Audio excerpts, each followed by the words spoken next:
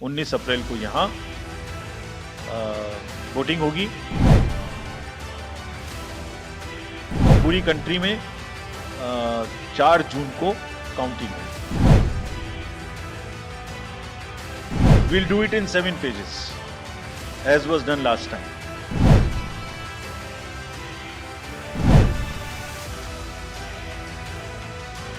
अमेरिकी आबादी से 3 गुना ज़्यादा वोटर, रूस की आबादी से 1.5 गुना ज़्यादा है देश में युवा वोटर, कनाडा की आबादी से ज़्यादा है देश में दिव्यांग वोटर। जितने भारत में फर्स्ट टाइम वोटर्स हैं उतनी पुर्तगाल की आबादी नहीं है। दुनिया में लोकतंत्र का सबसे बड़ा त्यौहार शुरू हो गया है। ऐलान हो गया है तारीखों का, तय हो गई है लोकतंत्र के पहरेदार को चुनने की चौहद्दी। लोकसभा चुनाव 2024 के लिए पहले चरण की वोटिंग 19 अप्रैल को होगी और आखिरी चरण की वोटिंग 1 जून को की जाएगी। 7 फेज में होने वाले लोकसभा चुनाव 2024 में नतीजों का दिन 4 जून का रखा गया है। मतलब 4 जून को नई सरकार के नाम का ऐलान हो जाएगा। दुनिया के सबसे बड़े लोकतंत्र का सबसे बड़ा चुनाव है। सारी दुनिया की निगाहें इसी चुनाव पर है।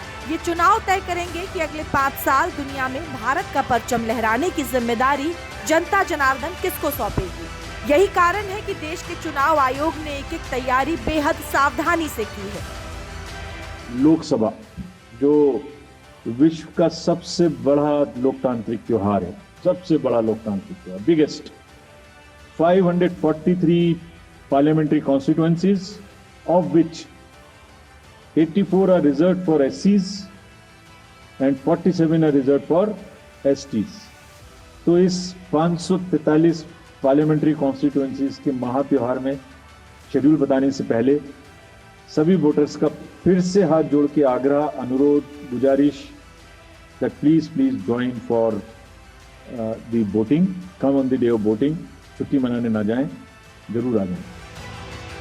आपको इस चुनाव के हर पहलू से रूबरू कराएंगे, लेकिन उससे पहले ये जानना भी जरूरी है कि देश में लोकसभा चुनावों के साथ साथ 4 राज्यों में विधानसभा चुनाव भी होंगे।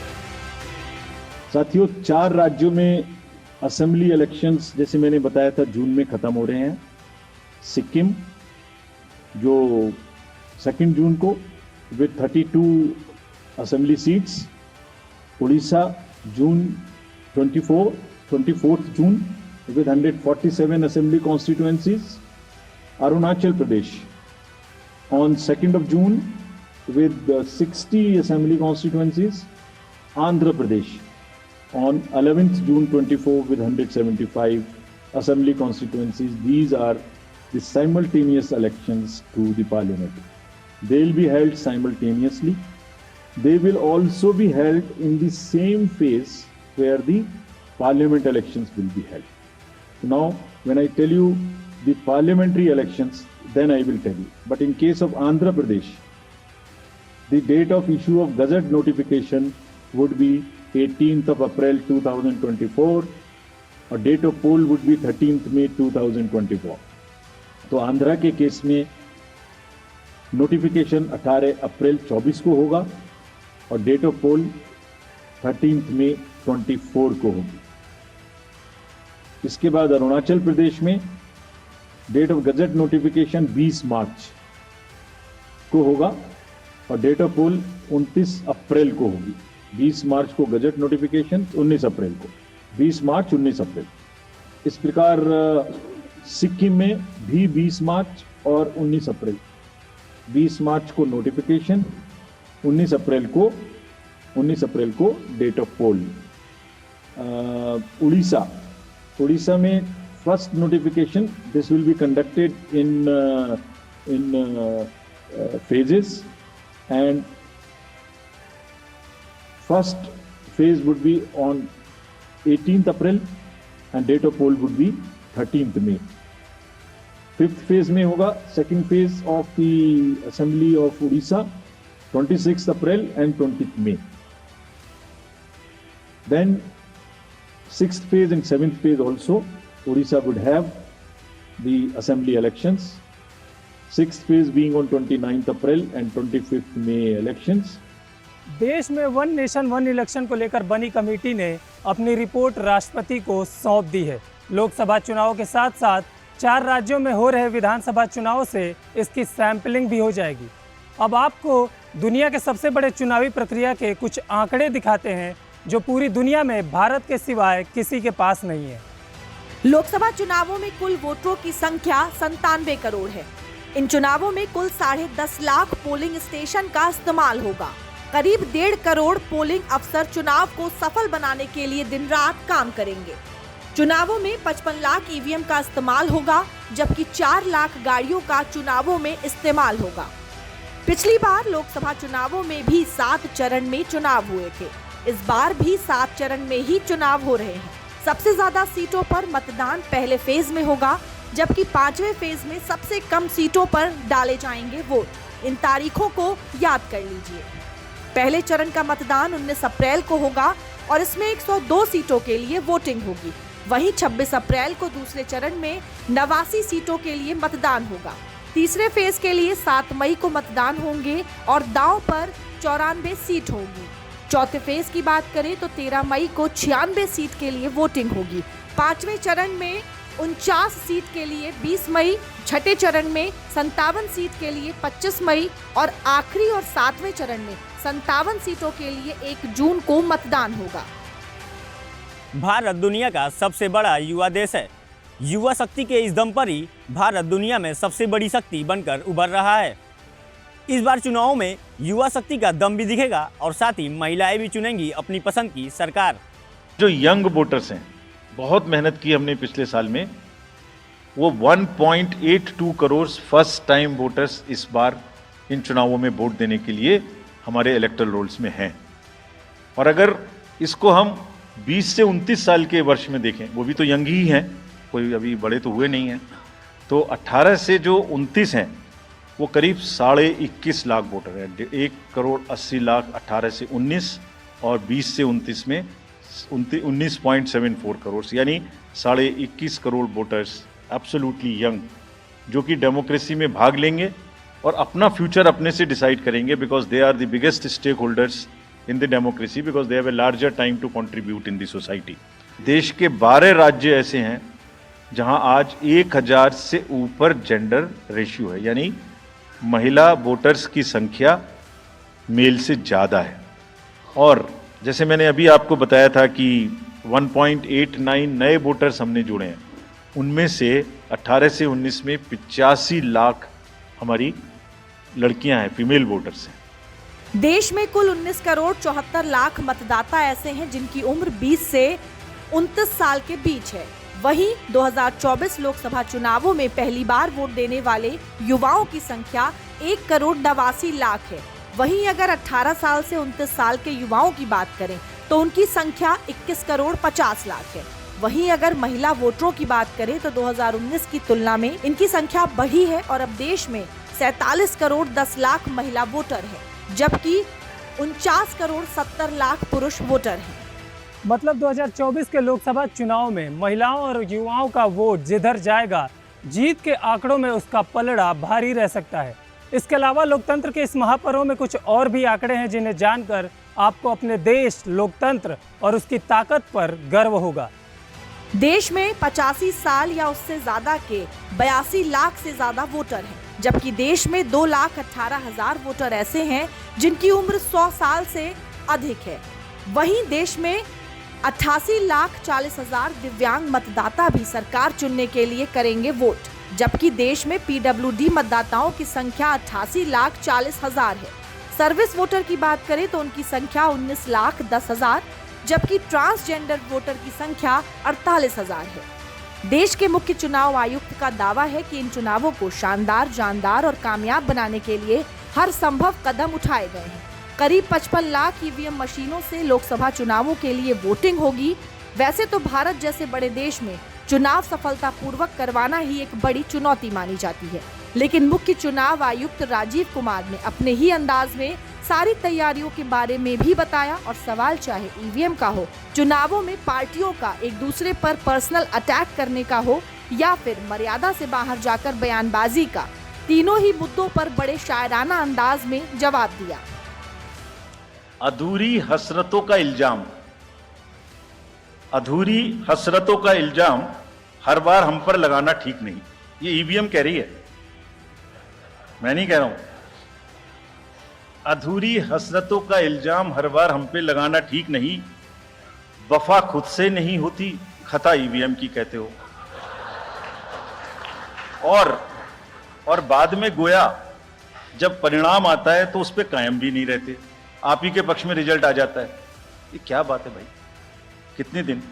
EVMs are 100% safe. एक बार जब लड़ाई झगड़ा होता है ना तो प्रेम का धागा टूट जाता है, और जब प्रेम का धागा टूट गया तो बड़ी मुश्किल होती है।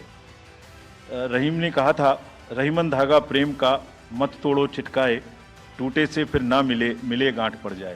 तो क्यों ऐसी गांठ बांधनी है? थोड़ा प्यार मोहब्बत से कैंपेनिंग करें, शोर शराबा कम हो। राजनीतिक दलों को बहुत पर्सनल अटैक से बचना चाहिए।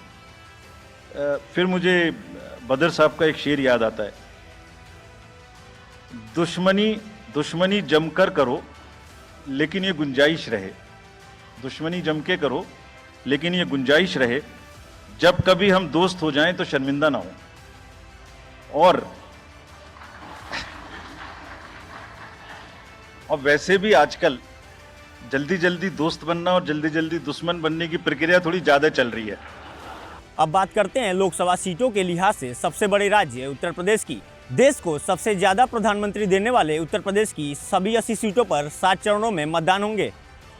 कहां कहां होंगे मतदान, ये जान लेना भी बेहद आवश्यक है। यूपी में पहले चरण के लिए मतदान 19 अप्रैल को होगा और पहले चरण में 8 लोकसभा सीटें होंगी, जिसमें सहारनपुर, कैराना, मुजफ्फरनगर, बिजनौर, नगीना, मुरादाबाद, रामपुर और पीलीभीत शामिल हैं। इसी तरह दूसरे चरण के लिए अमरोहा, मेरठ, बागपत, गाजियाबाद, गौतम बुद्ध नगर, बुलंदशहर, अलीगढ़ और मथुरा के लिए 26 अप्रैल को मतदान होगा। वहीं तीसरे चरण में 7 मई को संभल, हाथरस, फतेहपुर सीकरी, फिरोजाबाद, मैनपुरी, एटा, बदायूं, आगरा, आंवला और बरेली में मतदान होगा। चौथे फेज में शाहजहांपुर, खीरी, धौरहरा, सीतापुर, हरदोई, मिश्रिक, उन्नाव, फर्रुखाबाद, इटावा, कन्नौज, कानपुर, अकबरपुर और बहराइच में 13 मई को मतदान होंगे।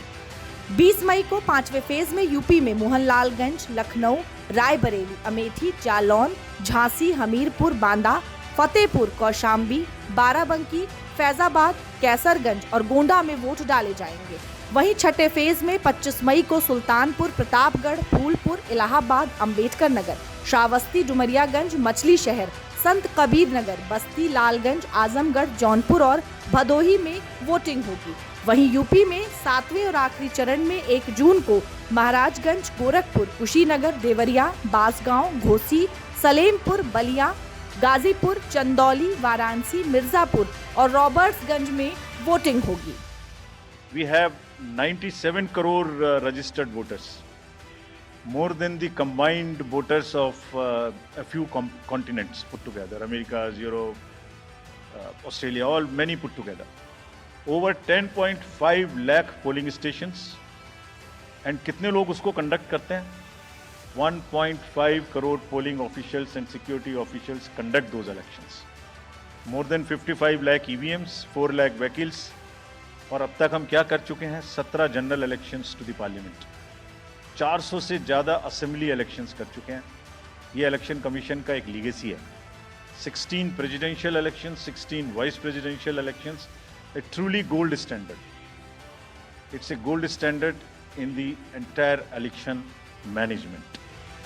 लोकसभा चुनाव को लेकर आयोग के सीईओ नवदीप रिड़वा ने बताया कि इस बार यूपी के 15.34 लाख करोड़ वोटर्स वोट डालेंगे। इनमें 8.14 करोड़ पुरुष और 7.14 करोड़ महिलाएं हैं। 18 से 19 साल के 20.41 लाख युवा पहली बार वोट देंगे। 2024 चुनाव के लिए यूपी की 80 सीटों के लिए 1.62 लाख मतदान केंद्र बनाए गए हैं। चुनावी तारीखों का ऐलान मतलब देश में आदर्श आचार संहिता का लागू हो जाना है। आदर्श आचार संहिता क्या होती है और आदर्श आचार संहिता लागू हो जाने के बाद किन किन बातों का रखना चाहिए ध्यान, और अगर किसी प्रत्याशी ने आदर्श आचार संहिता का उल्लंघन किया तो उसे क्या क्या सजाएं हो सकती हैं, ये जान लेना भी देश की जनता को बेहद आवश्यक है, क्योंकि ये देश की जनता का कर्तव्य भी है और अधिकार भी। राजनीतिक दलों और प्रत्याशियों को ऐसा काम नहीं करना चाहिए जिससे तनाव पैदा हो। राजनीतिक दलों की आलोचना नीतियों और कार्यक्रमों पर आधारित होनी चाहिए। व्यक्तिगत हमला नहीं हो। सार्वजनिक सभाएं, रैलियां और जुलूस से पहले प्रशासन की इजाजत जरूरी। लाउड स्पीकरों का उपयोग रेगुलेटेड है। इस्तेमाल में स्थानीय नियमों का पालन हो। साइलेंस जोन घोषित इलाकों से रैली या जुलूस नहीं निकाल सकते। वोटिंग के दिन चुनाव प्रचार नहीं कर सकते हैं। वोटिंग के दिन सभी पॉलिटिकल विज्ञापन और अभियान पर बैन। पोलिंग स्टेशन में केवल मतदाताओं, चुनाव एजेंटों और मतदान कर्मचारियों को जाने की अनुमति। मतदान केंद्रों के पास घूमने या प्रचार करने की अनुमति नहीं है। राजनीतिक दलों के एजेंट चुनाव प्रक्रिया पर निगाह रखें, लेकिन चुनाव आयोग के नियमों के तहत। जिस पार्टी की सरकार है वो चुनाव प्रचार अभियान में सरकारी संसाधनों का इस्तेमाल नहीं कर सकती। मंत्री आधिकारिक दौरों को चुनाव कार्य के साथ ना जोड़ें। चुनाव काम के लिए सरकारी मशीनरी का इस्तेमाल बैन। आचार संहिता के नियम कड़े हैं लेकिन जरूरी भी, ताकि देश में निष्पक्ष चुनाव कराए जा सके। मतदाताओं को किसी लालच या डरा धमकाकर जाति या धर्म के नाम पर वोट देने पर मजबूर ना किया जा सके। लेकिन अगर कोई आचार संहिता के नियमों का उल्लंघन करता है तो उस पर सख्त से सख्त कार्रवाई होनी भी तय है। 24/7 एक नया प्रयोग हम इस बार कर रहे हैं। वी आर एस्टेब्लिशिंग, हम बिल्कुल डिटरमिन्ड हैं इस बार मसल पावर को कम करने के लिए। चुनावों में हिंसा का कोई स्थान होना नहीं चाहिए और ब्लड बाथ बिल्कुल नहीं होना चाहिए।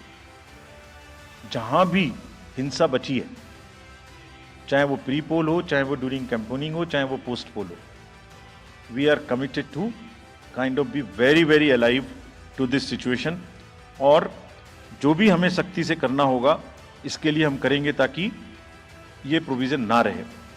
आपको ये भी बता दें कि अगर कोई आदर्श आचार संहिता का उल्लंघन करता है तो उल्लंघन संबंधी शिकायतें प्राप्त होने पर उसका निराकरण 100 मिनट में किया जाएगा, जिसके लिए NGRS portal, C vigil call centre helpline number 1950 की स्थापना की गई है, जिसमें 24/7 शिकायतें प्राप्त किए जाने के लिए हर जिले में हेल्पलाइन कंट्रोल रूम बनाया गया है। Citizens be please vigilant. So C vigil app में कोई भी शिकायत अगर किसी सिटीजन्स को, किसी वोटर को करनी है, कहीं पर भी कोई पैसा बांटने का केस है, फ्रीबी बांटने का केस है, एक्सेस कैंपेनिंग का केस है, जस्ट टेक ए फोटो और type text, send it to us, we will capture your longitude and latitude ourselves. आप कहाँ पर खड़े हैं ये हम अपने से आपकी मोबाइल की लोकेशन से समझ लेंगे और आपको 100 मिनट के अंदर अपनी टीम भेजकर जो आपकी शिकायत है उसका निराकरण हम आपको करने देंगे। एक साफ सुथरा और शांति प्रिय चुनाव किसी भी लोकतंत्र की रीढ़ होता है, लेकिन अक्सर पूरी दुनिया में ये देखा जाता है कि चुनावों के दिन फेक न्यूज या अफवाहों का बोलबाला होता है। झूठी खबरें सोशल मीडिया के जरिए भेजकर या फैलाकर वोटरों को बरगलाने की कोशिश की जाती है। फेक न्यूज से इस बार अमेरिका भी अछूता नहीं रहा है, लेकिन भारत में इस बार फेक न्यूज और अफवाहों के खिलाफ मजबूत लड़ाई की सारी तैयारियां पूरी कर ली गई हैं। अगर कोई फेक न्यूज फैलाता या अफवाह उड़ाता नजर आया तो फिर उस पर IT के सख्त कानूनों के तहत कार्रवाई होगी। People should be refraining from giving unverified and misleading advertisements or masquerading as an advertisement as a news। इसमें हमने एडिटर्स को भी एडवाइजरी इशू किया। वो एक न्यूज़पेपर में बड़ा ऊपर में छप जाता है कि इसकी लहर और उसकी लहर। अगर ऐसा है तो साफ साफ लिखें कि एडवर्टाइजमेंट है। Let it not pass through advertisement. We have issued these advisories. Now the time is during this election to go beyond advisories, take concrete action, for which in the advisories there are relevant sections of the acts which are also inbuilt. So notice is there, knowledge is there, sections are there. So चुनाव में हिंसा करने वालों के खिलाफ गैर जमानती warrant तो जारी होगा ही, बल्कि सभी पार्टियों को मुद्दों पर आधारित ही चुनाव प्रचार करना होगा। किसी भी तरह के नफरत फैलाने वाले भाषणों पर सख्त कार्रवाई की जाएगी। सभी राजनीतिक पार्टियों की गतिविधियों को स्ट्रीमलाइन करने के लिए भी सख्त कदम उठाए गए हैं, जिसके लिए चुनाव में 1.5 करोड़ से अधिक चुनाव अधिकारी और सुरक्षा कर्मियों की तैनाती की गई है। हर डिस्ट्रिक्ट में एक कंट्रोल रूम बनाया गया जो दिन उसमें 5 किस्म के फीड्स होंगे। TV, social media, webcasting which is on the booths, 1950 की लाइन जिससे शिकायत आती है, and grievances portal. So one senior officer would be available in the control rooms in every district to look at these 5 feats. जहां से भी, और C vigil, 6th C vigil, जहां से भी कोई शिकायत मिलेगी उस पर सख्त कार्रवाई की जाएगी, एवरीवेयर अक्रॉस द कंट्री. इस चुनाव प्रक्रिया को सरल बनाने और देश में हिंसा को रोकने के लिए आचार संहिता लागू की जाती है. क्या है आचार संहिता और सरकार या कोई भी अन्य पार्टी इस दौरान क्या नहीं कर सकती, उसके मुख्य नियम जान लेते हैं. आदर्श आचार संहिता लागू होने के बाद मंदिर, मस्जिद या फिर किसी भी पूजा स्थल का इस्तेमाल चुनाव प्रचार के लिए नहीं हो सकता. सरकार नई परियोजनाओं या नीतियों की घोषणा नहीं कर सकती, क्योंकि इससे मतदाताओं पर असर पड़ने की आशंका रहती है. इसके अलावा पहले से जो योजनाएं चल रही हैं, उनका राजनीतिक इस्तेमाल नहीं किया जा सकता. इसके अलावा सरकारी कर्मचारी या मशीनरी का इस्तेमाल किसी राजनीतिक दल या प्रत्याशी के फायदे में नहीं किया जा सकता. आदर्श आचार संहिता लागू होने के बाद आमतौर पर किसी सरकारी अफसर का ट्रांसफर नहीं होता, लेकिन अगर ये बेहद जरूरी है तो फिर चुनाव आयोग से इजाजत लेकर ऐसा किया जा सकता है. भारत की आन बान और शान है लोकतंत्र. हम भारतीय गर्व से कहते हैं कि हमारा देश संविधान पर चलता है और हमारा संविधान ही देश के लोकतंत्र का आधार है. और लोकतंत्र का सबसे बड़ा पर्व है चुनाव. भारत में चुनाव जाति, धर्म या संप्रदाय पर नहीं, बल्कि देश के भविष्य की रूपरेखा तय करने के लिए होता है. दुनिया में लोकतंत्र के इस महाकुंभ में हमें और आपको अपनी जिम्मेदारी निभानी है. चुनाव के दिन मतदान जरूर करें, सोच समझकर करें और देश की प्रगति के लिए मतदान करें.